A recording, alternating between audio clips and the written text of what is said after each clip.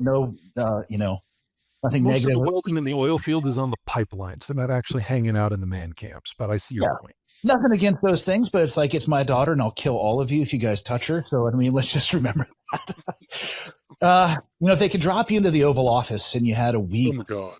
Yeah. Well, why would you do that? It could be remote. You get to go home. So it'll be a Zoom or a Riverside like this. Sure. And here's the caveat though. They had to listen and do what you told them to do. What would you unwind, or what levers would you throw to maybe reorient the direction you see the country going? I'm going to assume that I'm only going to be there for a very short period of time. So I'm going to keep 5 business days. But the things that you suggest, I don't know, they have to stay in effect for 2 years minimum. Yeah, let's start with the baseline. Unless we get the processing industrial expansion done first and right, none of the rest of this matters.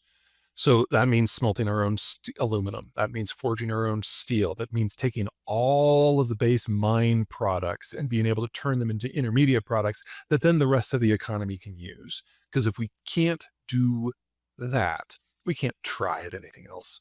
And then the second piece, which is the other side of that coin, is electricity. AI uses a lot of power, but not nearly as much as manufacturing when you actually have to physically move and weld things. We need to expand the grid by at least half. And that means changing the way that we regulate the electricity system. So it's not just city and state. We actually need to build proper grids and allow some parts of the country to export electricity at volume to other parts of the country. If we can do those two things, laissez-faire capitalist system will probably take care of the rest, but we have to get that right before we can really begin. Not a lot of people talk about the power system either. It's not very sexy.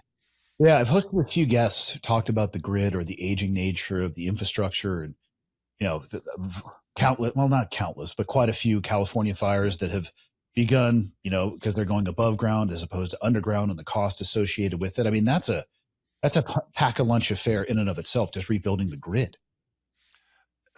I don't think rebuilding is the right term. If we were having this conversation 3 years ago, it would have, but now we just need more. We need more of everything everywhere.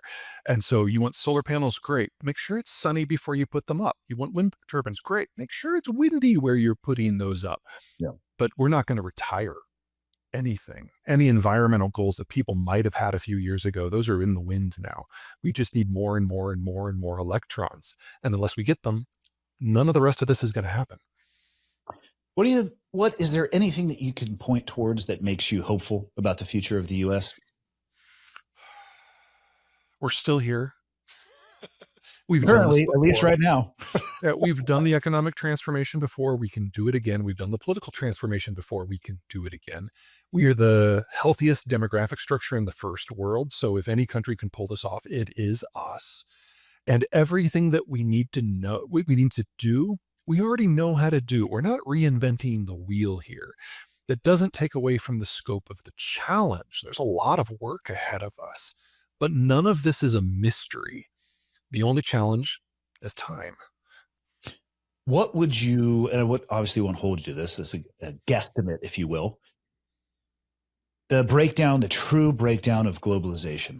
If you had to throw a dart at multiple calendars up on the wall with years on it. We had some interesting moments in the last few weeks where it felt like it was right now.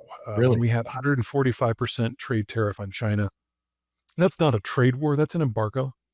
And if that had stuck, we would have seen a breakdown in the Chinese system in under 3 or 4 years, and a breakdown of the American economic structure in a similar time frame, just because of a lack of product and inputs.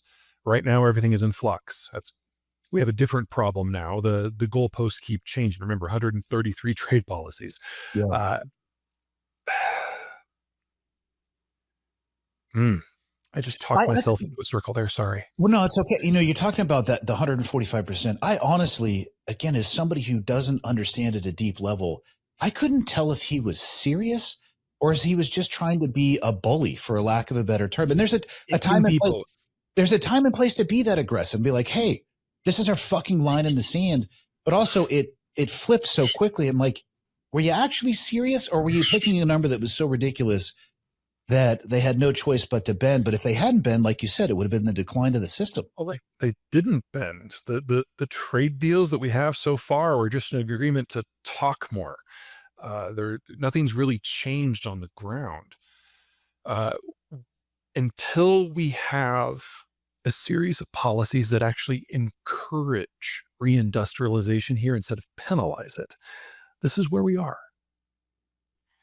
Yeah, I have some friends who, a buddy of mine who owns a company called Montana Knife Company. He is politically, I'd say he aligns pretty well to the right. It's a relatively, people think Montana is with Montana and knife in the name of the company. That does not surprise me. Yeah, but honestly though, his Montana is like, I grew up born and raised in California, which people think is a sea of only blue. I'm like, no, you should probably go look at the most recent voting maps. It's a little bit of blue and a lot of red interior. Montana is a lot of red with a little bit of blue in some of the major cities, specifically the college towns, which abut where his business is in Frenchtown. It's just outside of Missoula, which is a pocket of blue. So it just, nothing is that binary.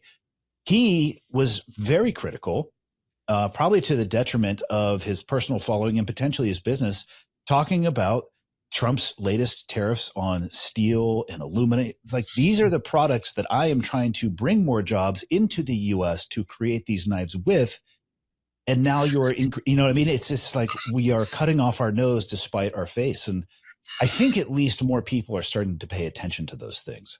I mean, maybe for him, that was obviously very, very right in his face, because he's probably going to instantly notice the difference in cost in that. And those are the goods that he needs to create his services.